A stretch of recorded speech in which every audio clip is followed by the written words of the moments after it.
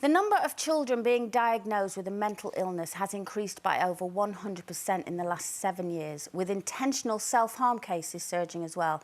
And it's not just teenagers. Primary school children, some as young as 7, have been hospitalised for self-harming. And these are really, really worrying statistics for any parent. You know, my daughter's 14 now. She's in year 10. But I think it was last year she came home to me and she was late. She said, don't pick me up on time because I've got a detention. So I said, what have you got a detention for? Oh, she wasn't concentrating in her history class or something. And I said, well, that's really bad blood. And she said, I couldn't concentrate. And I said, why? And she said, because the girl sitting next to me was self-harming. Oh, wow. Wow. But she said it so matter-of-factly. Yeah. Like, she was more annoyed that she'd got a detention because... Than the girl. And I was so... I think that was the first time it came to me how... her kind of, that's a normal day at school, and I was so shocked. It's the first time it really came to my attention how bad it is.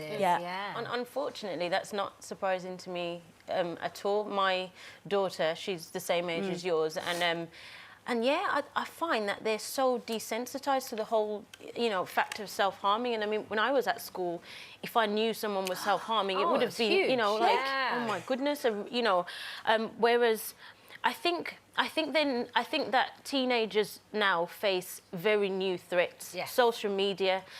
My daughter told me about something that happened when Zayn was leaving One Direction, and there was a hashtag saying "Cut for Zayn," which was basically encouraging other girls to self-harm and show that they were self-harming to stop him leaving the group. And you know, for me, I think the importance is communication. We need to communicate with our children because. If whatever environment they're in, that becomes their biggest influence. And I mean, they spend a lot of time on their phones, and social media takes a lot of their attention. And I think if we leave them to it, we definitely run the risk of really losing our children in various different ways. There's a comment here from Kirsty, and Kirsty says there's a lot of stigma, and people think that children can't be depressed because they're children. And I think that's really key here. But you know what? I think that's a massive key point. Yeah, it's huge. Yeah, because I think when a lot of 13 or 14-year-olds or younger come home and go, oh, Mum or Dad, I'm stressed. What have you got to worry about? Your natural reaction for a lot of people is to go, oh, you've nothing to... Wait till you're my age and then you'll be stressed. I think you've got to listen because stress at 13 is just as hard as stress at 30, 40 or 50. You know, it's stress. Still feels the same. But isn't the issue here that you say you must talk to your children? Well, I'm the product of a household where I certainly would never discuss anything personal with my parents. I would rather have, you know, it made me feel physically ill, the idea of having to reveal something personal to my mother. And I think there are today, a lot of young people will say, yeah, that's what I'm like, Janet. I couldn't tell my mother, you know, she wants to be my pal, but I'm not interested. So isn't it really something that teachers and schools have to provide? They have to provide counselling, they have to talk to children in a neutral setting. Counselling,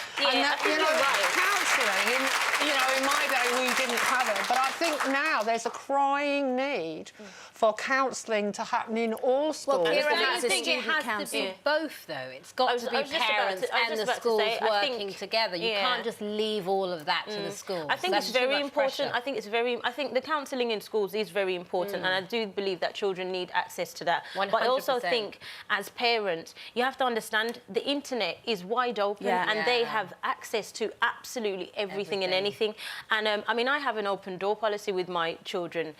Especially my eldest, if you're going to have a phone, at any point, I'm allowed to look at it, you know, and to some people that might sound extreme, but to me, social media is a new threat to parenting, and this is how I choose to do it. Yeah, I agree with you, but I think that after the age of 16, you have to let go. You can't. You've got to allow your child some privacy, tough though that may be. And because some people would say you were snooping. Absolutely. But to me, I'm looking out for my child and I'm protecting my child. I'm not sure what she's looking at when she's on these things. I'm not sure what's affecting her. But a child's got to have secrets, and I had diaries in my day. Let me tell you, the purpose of doing that is so that I can have a conversation about something she may not feel Confident in open, you know, telling confident you. enough to tell me. But to be fair, it has definitely opened the doors.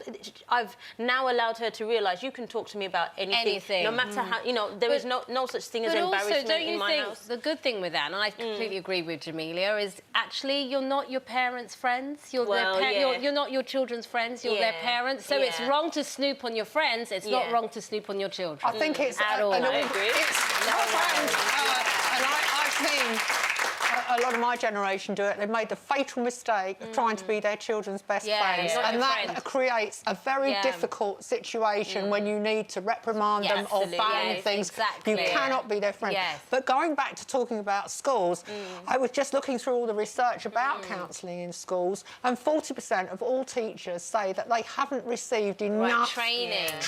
and support Yeah. to know what to do when children are showing signs of mental distress. So I do think it's something that the government ought to put far more resources into. Absolutely. I agree.